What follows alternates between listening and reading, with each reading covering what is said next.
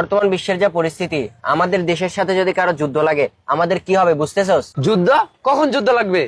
কি রে তুই এত খুশি হইতেছিস কেন? যুদ্ধ কি ভালো জিনিস নাকি? না মানে যুদ্ধ লাগলে অনির্দিষ্টকালের জন্য পরীক্ষাটা একটু পিছিয়ে যাইতো, তাই না?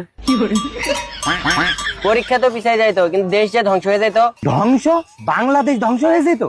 কেন যুদ্ধ লাগলে দেশ ধ্বংস হইতো না? ওই দেখ, মরা মানুষকে আবার মরার ভয় দেখায়। ধ্বংস জিনিস আবার ধ্বংস হয় কি করে? মামা দেশ তো এমনিতেই ধ্বংস। মামা চল আমরা মালদ্বীপের সাথে যুদ্ধ করি।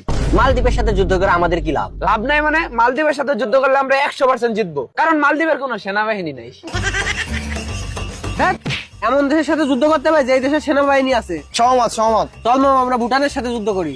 কিন্তু ভুটানের তো নৌবাহিনী আর বিমান বাহিনী কোনোটাই নাই। এই জন্যই তো আমরা ভুটানের সাথে যুদ্ধ করব। নৌ অভিযান চালাবো প্রথমে, এক অভিযানেই ভুটান দখল। দেখ, ভুটানে তুই নৌ অভিযান চালাবে কিভাবে? ভুটান তো স্থল বেষ্টিত দেশ।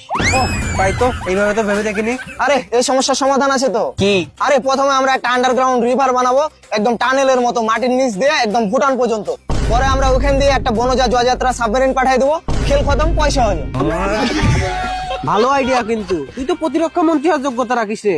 এই বেটা, এসব করার কি কোনো দরকার আছে? ডিরেক্ট বিমান হামলা করে দি, দুইটা MiG-29 পাঠাই দিলেই তো ভুটান পথে পথে আমাদের কেল্লা ফতে ফতে।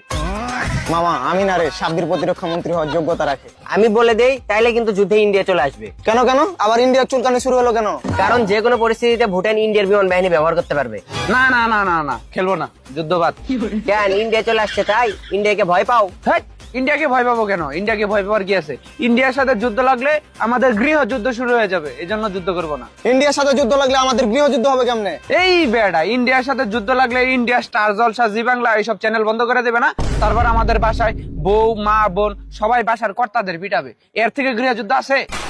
ওরে শালা, এভাবে তো ভেবে দেখিনি। ঘটনা সত্য। তাছাড়া এমনি কোনো দেশ আমাদের সাথে যুদ্ধ করে পারবে না। কোন দেশ পারবে না মানে? যদি একটা পারমাণবিক ওয়ারে ডালা ব্যালিস্টিক মিসাইল ঢাকা শহরে কোনো দেশ মাইরা দেয় তাহলে কি হবে বুঝতে পারতাছস? কেন? আমাদের দেশের কচু বিজ্ঞানীরা আছে না, যখন কোনো দেশ আমাদের দেশে মিসাইল অ্যাটাক করবে তখন মিসাইলটা কত মিটার উপরে আছে, মিসাইলের লোকেশন কত ডিগ্রি অ্যাঙ্গেলে হিট করতে পারে আর কখন কোথায় হিট করবে সব আমাদের ক্যালকুলেশন করে বলে দিবে। তারপর মিসাইলটা টার্গেটে হিট করবে আর আমরা চেয়ে চেয়ে দেখবো।